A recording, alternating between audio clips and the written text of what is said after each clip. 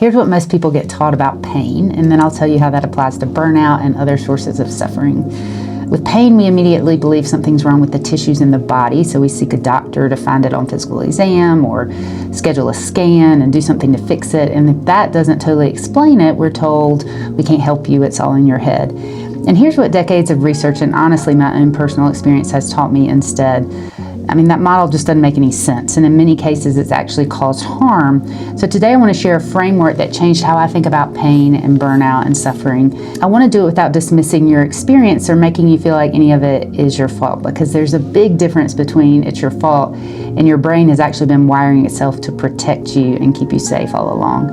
And the basic analogy to understand all of this involves an electric guitar, so stay with me. I'm Tracy Jackson. I'm a Stanford-trained pain medicine physician and addiction medicine specialist and health coach, now specializing in burnout after having recovered from it myself. And I spent years teaching other pain doctors as the fellowship director at Vanderbilt before leaving academic medicine. And I still teach, just directly to people and rooted in my own experience. And I found this scientific knowledge is both the universal foundation and the individualized key to healing from anything that keeps us stuck in suffering, whether that's pain or burnout or addiction. And this individualized application of generalized principles is where the big wins really live. And now I just get to show folks how to find their own way from out here on the road in my van home. And that's the trust pathway, and here's where we find ourselves on it today. So today we're going to talk about understanding your body as an instrument and your brain as its amplifier. So every brain, yours, mine, every human brain on the planet is fundamentally a prediction machine.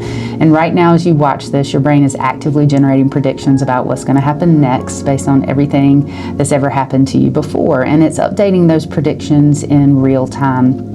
And those predictions directly shape what you feel in your body, including pain and the distress that occurs with burnout, including the physical craving you feel for a substance of relief. And if your brain has learned over years, maybe decades, that a certain this will cause a certain that, then it's going to begin generating the expected result even before the action occurs. So this is what happens when you get relief pouring that first drink after work before you take the first sip, or when you get less hangry in the drive-thru before the first French fry hits your bloodstream, or when your body produces pain relief almost immediately when a pill enters your mouth if you've gotten relief from pills before.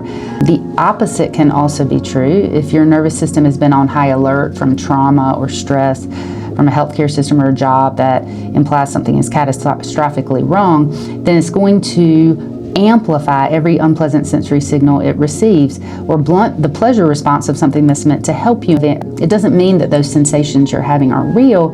It's just not as simple as we used to think. So this is where the simplified analogy has helped lots of people understand this better. So if you think of yourself, your physical body, the bones and joints and tissues, as a guitar, the strings, the neck, the body of the instrument, all that can get worn. The strings can go slack or break, the body can crack.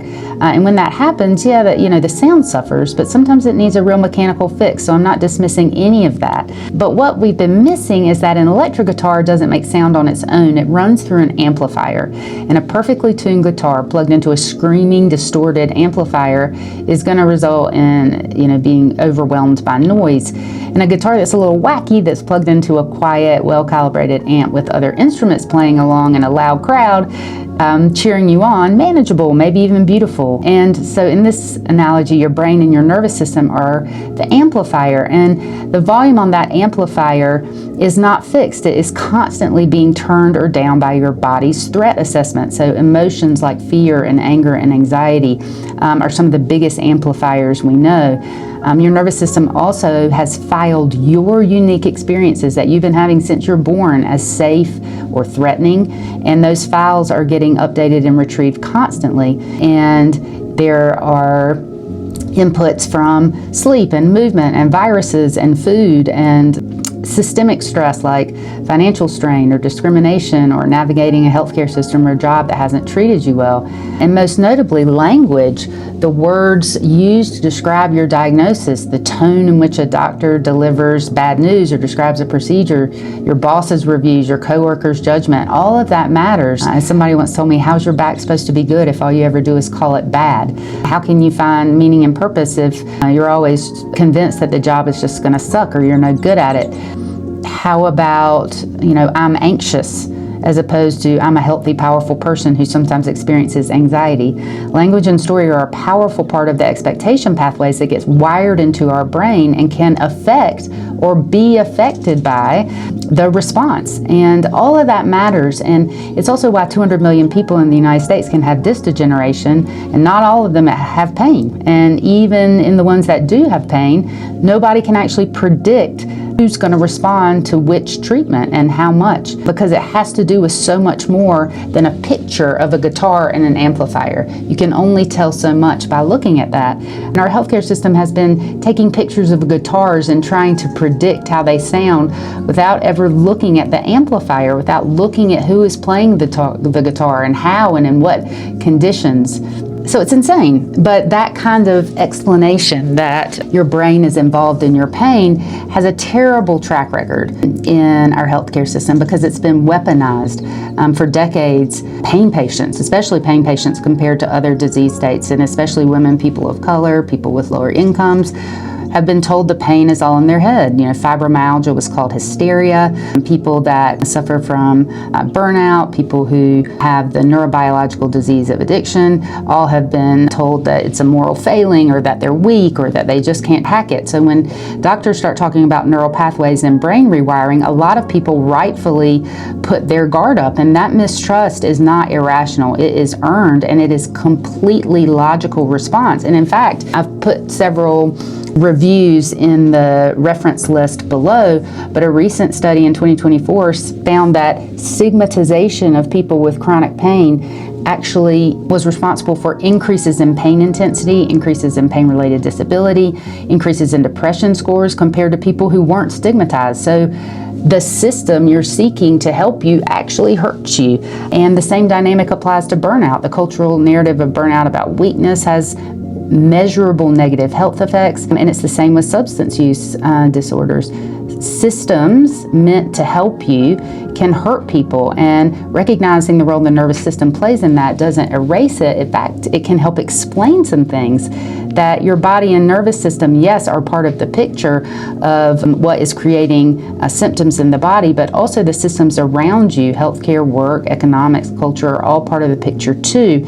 And the most meaningful thing I've seen change outcomes in my patients and myself is curiosity, not certainty, not expertise, not compliance. Getting genuinely curious about what could turn up your amplifier. We're used to thinking about when the medicine wears off or the procedures wear off or we work so many hours. We know what dials those things up, but we may not have considered how certain interactions with certain people or certain times of day that we have symptoms can give us clues about what our brain is perceiving as threatening and what our brain is perceiving as safe. And all of those things are modifiable factors. If you notice reliably that the more you start to think about your pain or your job as something that's ruining your life, does that affect the volume of the symptoms that you're experiencing? And without shame or blame, just with curiosity, noticing and beginning to understand and feel that nervous systems remain capable of change across the whole human lifespan. And not having fully responded to past treatments does not mean nothing will help. It doesn't mean that the structural findings aren't contributing. It just means that new information can be held alongside what is already working. You don't have to abandon anything to expand your options for relief. And most importantly, this helps people understand they're not broken. You're not broken just because you have these symptoms. This is exactly what a brain was supposed to do in times of extreme physical and psychological stress. You're resilient. You are literally wired for change.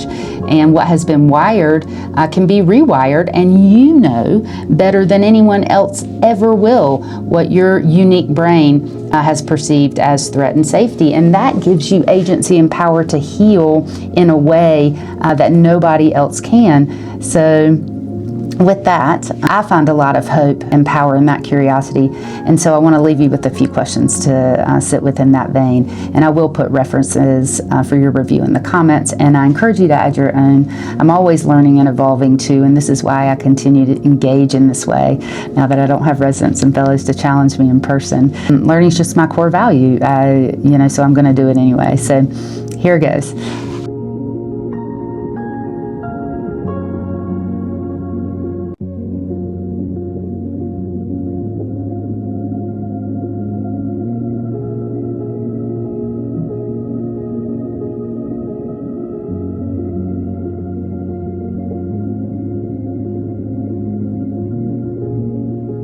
So if this landed for you, subscribe and share this channel with somebody who's dismissed or is struggling with these things. You can follow along for more expanded written versions of this stuff on Substack.